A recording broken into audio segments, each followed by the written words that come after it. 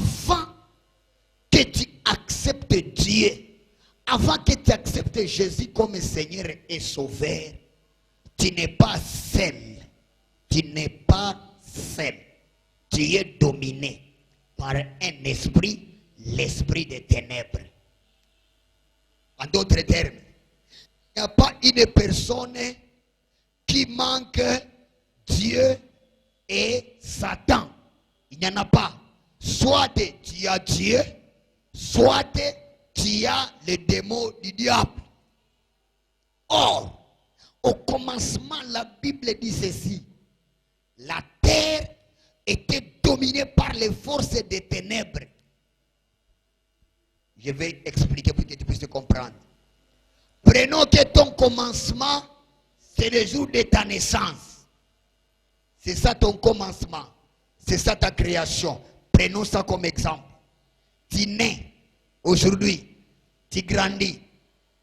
Jusqu'au jour où tu vas donner ta vie à Jésus, celui qui te domine, c'est le diable. Jusqu'au jour où tu vas accepter le Seigneur comme ton sauveur, tu es une propriété privée du diable parce que le ténèbre régnait. Les ténèbres règnent même si tu ne les invites pas. Amen, amen. Est-ce que vous me suivez? Je dis ceci. Si tu n'acceptes pas Jésus, tu n'es pas aussi libre. Colossiens nous dit, autrefois nous étions sous l'emprise du diable. Toute personne qui n'a pas Jésus, il a Satan. On ne peut pas aussi naître avec Jésus. Non. Mais c'est possible de naître avec Satan. Est-ce que je me fais comprendre? Un bébé de 1 mois, il a qui? Principe, il a Satan. Jusqu'au jour, à l'âge de raison, 10, 11 et 12, on lui pose la question. Tu as écouté la parole? Oui. Est-ce que tu acceptes Jésus? Oui. Par son propre témoignage, nous lui donnons le baptême. Il devient enfant de Dieu. Lorsqu'il n'avait pas encore reçu le baptême, lorsqu'il n'avait pas encore accepté Jésus, il était enfant de qui? Du diable. Ça, c'est le principe. Exception, si c'est un enfant d'un homme de Dieu, si c'est un enfant d'un chrétien, l'enfant marche avec la foi de ses parents. La Bible nous dit ceci. Dieu dit à Noé, faites l'arche et appelle tes enfants, ils vont entrer dans l'arche. Les enfants de Noé ne sont pas bons, mais ils en profitent de la grâce de papa Noé. De même que les enfants de Lot. Lot, la Bible nous dit, les anges disent à Lot, quitte Sodome et Gomorrhe, mais parle à tes enfants, parle à tes gendres, c'est-à-dire, dites-leur de te suivre. Ils ne sont pas sauvés, mais ils profitent de la grâce de leur papa. Amen, amen. Mais regardez-moi la femme de Lot. Vous connaissez l'histoire. Parce que son mari, ce n'est pas son père. Amen, amen. La femme de Lot a péri parce que son mari n'est pas son père. Et en cours de route, la femme de Lot est restée. Amen, amen.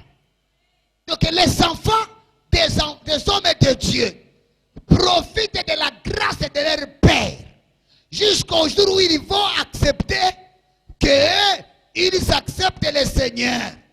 Malheureusement, nous sommes en train de constater que les enfants des hommes de Dieu, ils se familiarisent à l'onction. Ils se familiarisent aux choses de Dieu. Ils grandissent. Ils ne vont pas donner la vie à Jésus. Mais comme papa met ça dans la Bible, à la maison il y a de la musique. Demain vous allez le voir, il commence à chanter. Il n'a pas encore donné la vie à Jésus, mais il chante déjà. Et il va continuer. Un jour, Il risque de devenir même pasteur, mais il n'avait jamais donné la vie à Jésus. Et ça, c'est des catastrophes. Il y a même des hommes pareils ou des enfants pareils dans l'église. Ils n'ont jamais donné la vie à Jésus.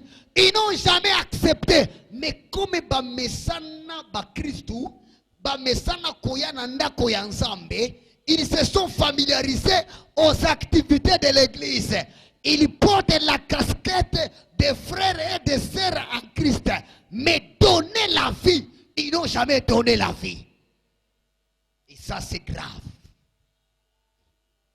Ils vont rester toujours la proie, la domination du diable. Jusqu'au jour où ils vont donner la vie à Jésus-Christ. Je connais un frère, pour le moment, il reste en Bise à Pigeon. Il a reçu le baptême 2 fois dans la même église. 2 fois dans la même église. La première fois, on avait baptisé les gens. Et lui aussi, comme son collègue, ses amis avaient reçu le baptême, lui aussi était parti et il s'est fait baptiser. Mais en grandissant petit à petit, il suit la parole.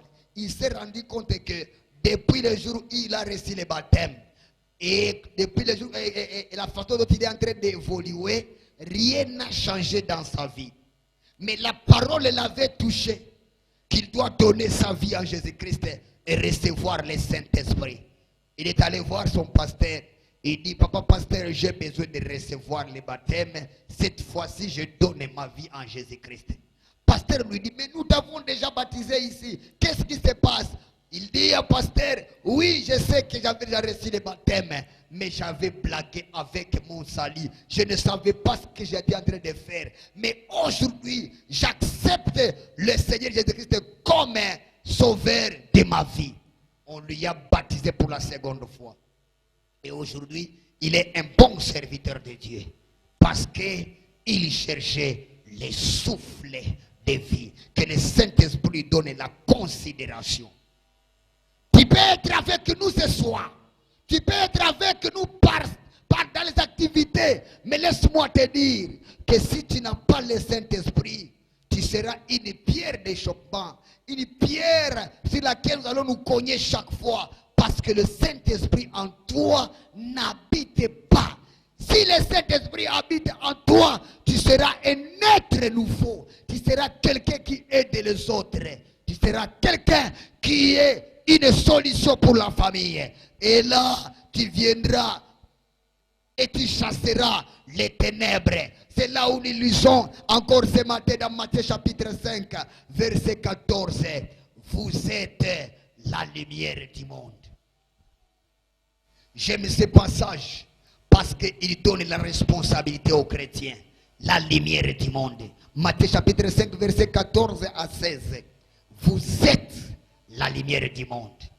Et la Bible ajoute, une ville située sur une montagne ne peut jamais se cacher. Matthieu chapitre 5, verset 14, 15, 16. On n'allume pas la lampe pour la mettre en bas, mais on allume la lampe pour la mettre en haut. Vous, dès que vous serez allumé, on va vous mettre en haut. Amen. Le Saint-Esprit a besoin de lever. Le Saint-Esprit est en train de comparer quelqu'un à une ville. Est-ce que quelqu'un peut avoir la valeur d'une ville ou le prix d'une ville? C'est un peu difficile de connaître la valeur de la ville en termes d'argent. Comme la ville de Kinshasa, on peut l'évaluer à combien? Il y a les gens à l'intérieur, il y a les activités, il y a les business à l'intérieur, il y a les maisons, il y a les meubles et les immeubles. Alors si on peut calculer, si on peut vendre la ville de Kinshasa, on peut vendre la ville de Kinshasa à combien? À une grande valeur. Dieu est en train de comparer la personne qui est remplie du Saint-Esprit avec une grande valeur. En d'autres termes, celui qui est rempli du Saint-Esprit a la valeur d'une ville. Celui qui est rempli du Saint-Esprit, il ne peut pas se cacher. Amen, amen. Amen, amen. Suivez-moi. Il y a des gens qui disent que Je suis rempli du Saint-Esprit. Mais tu te caches maintenant comment? Comment tu n'es pas connu? Comment tu dis que tu es rempli du Saint-Esprit, mais ton église ne connaît même pas? Les voisins ne connaissent pas. Les amis ne connaissent pas. C'est faux. Tu n'es pas rempli du Saint-Esprit. Tout celui qui est rempli du Saint-Esprit, il est comparable à une lampe élevée. Il allume, il illumine les autres. Il est allumé et illumine les autres. Être rempli du Saint-Esprit, ezali kambo ya kashi te. Ezali kambo ya kuku te. Être rempli du Saint-Esprit, c'est spectaculaire. Être rempli du Saint-Esprit, c'est public. Être rempli du Saint-Esprit, c'est connu. Être rempli du Saint-Esprit, c'est une valeur ajoutée. Être rempli du Saint-Esprit, c'est une aide pour la société. Être rempli du Saint-Esprit, c'est une aide pour l'église. Alléluia. Alléluia. Je sais qu'au début c'est difficile. Parce que nous-mêmes, quand on était encore au début, on avait peur de nous faire voir. On avait peur de parler en langue en public et devant les gens. On avait peur, surtout quand on est dans l'assemblée, on est en train de prier avec quelqu'un à côté de toi. Tu pries, tu sens qu'une langue vient. Comme il y a quelqu'un à côté de toi, tu as peur. Tu as peur. Tu as peur. Mais ça, c'est la bassesse spirituelle. Tu dois quitter cette bassesse-là. Alléluia. Tu dois quitter cette bassesse-là. Et il ne faut jamais avoir peur du Saint-Esprit. Il est dit dans la parole du Seigneur, celui qui aura honte de moi, ici, moi aussi j'aurai honte de lui, là-bas.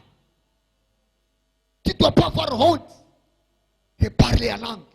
Tu ne dois pas avoir honte de proclamer que tu es rempli du Saint-Esprit. Tu ne dois pas avoir honte de prier dans la masse. Tu ne dois pas avoir honte de dire aux gens que moi je ne pêche plus. Tu ne dois pas avoir honte de dire aux gens que moi je ne peux pas me bagarrer. Tu ne dois pas avoir honte de dire aux gens que moi je ne peux pas commettre l'adultère. Tu ne dois pas avoir honte de dire aux gens que moi je ne bois pas d'alcool. Tu ne dois pas avoir honte, car si tu as honte ici, tu auras aussi honte. Dieu aura honte de toi devant son Père. Alléluia. Car une ville située sur une montagne ne se cache pas. Celui qui est rempli du Saint-Esprit ne se cache pas. Il sera connu de tout. Amen, amen. Je termine par là en disant, il suffit d'être rempli du Saint-Esprit pour que les gens viennent te chercher là où tu restes. Élie était dans les montagnes. Élie n'a jamais habité en ville. Élie le prophète n'a jamais habité dans une maison. Élie le prophète habitait dans les montagnes. Élie le prophète n'avait pas de maison. Élie le prophète vivait toujours dans les montagnes. Mais il avait le Saint-Esprit. Comme la Bible le dit ceci, qu'on n'allume pas la lampe pour la cacher. Les gens sont sortis dans la ville pour aller chercher là où habite Élie. Le prophète Samuel habitait dans les montagnes de Rama.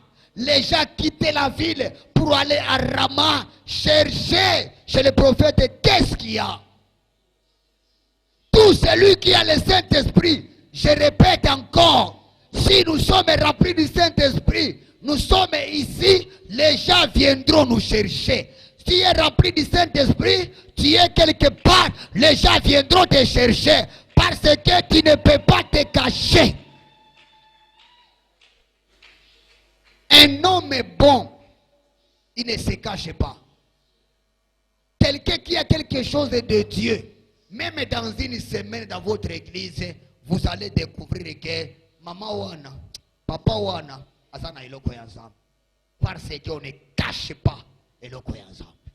Même une seule rencontre, Je suis monté un jour dans un bus. On jouait de la musique. La fois passée, ce n'est pas loin, ce n'est pas loin, ce n'est pas longtemps et pas loin de chez nous. C'est ici à Kinshasa. C'était le matin. Je suis monté, j'ai pris le transport public. J'ai monté dans un bus et on a mis la musique de Maman Lorumbongo. Oyonde Mobembo, Mobembo ya litomba. Nasengise mayele, oyo pesa kinabantoma.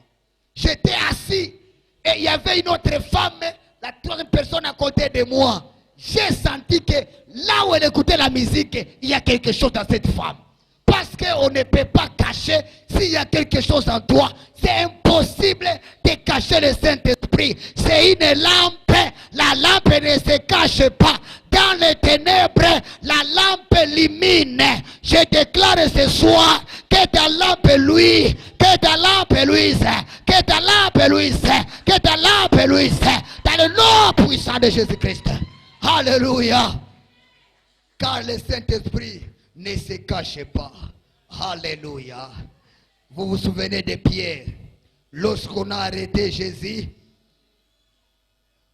une femme voit Pierre et dit à Pierre, toi aussi, tu étais avec Jésus. Pierre dit quoi? Non, je ne le connais pas. Et Pierre se lève pour partir. On dit à Pierre, même ta démarche, ta façon de marcher et ta façon de parler prouve que tu as été avec Jésus. Tu ne marches pas comme un bandit. Tu marches comme celui qui a marché avec Jésus. Tu ne parles pas comme un bandit. Même si tu refuses, mais tu parles comme celui qui a habité avec Jésus. Alléluia. Ça, c'est le Saint-Esprit. Amen, amen. Amen, amen. Quand tu as le Saint-Esprit, tu arrives dans un endroit. Tu vas te présenter. Bonjour les bien-aimés. Bonjour. Vous allez bien. En te regardant, il ne manquera pas quelqu'un qui va dire aux pasteurs, toi tu es pasteur. Toi, tel qu'on te voit là-bas, tu dois être chrétien. Parce que ça ne se cache pas. Ça ne se cache pas. Oh, Bukristo ya kobomba bomba ezalakate ebimaka parce que zali muinda partout tu vas arriver, même au marché, la maman là qui va des poissons, la maman qui va les épices, il va dire même si tu refuses, je vois en toi quelque chose. Alléluia. C'est ça l'image, c'est ça les hommes que Dieu cherche. Le Saint-Esprit donne la considération. Le Saint-Esprit donne la considération.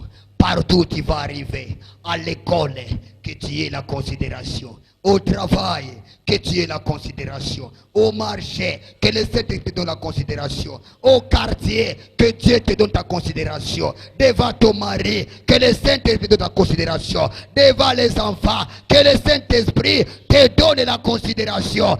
Que ton être là, l'être intérieur, soit revivifié. Que le Saint-Esprit revienne sur toi. Oh, alléluia. Que tu sois rempli d'un être nouveau. Alléluia. Amen. Mettez-nous debout et nous allons prier. Une seule prière. Oh Saint-Esprit, donne-moi ma place. Restaure-moi. Donne-moi ma considération.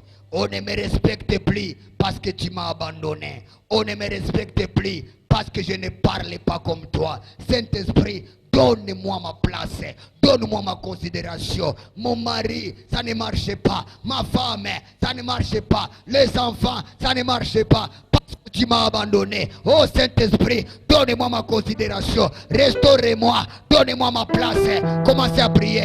Commencez à prier dans le nom puissant de Jésus-Christ. Commencez à déclarer.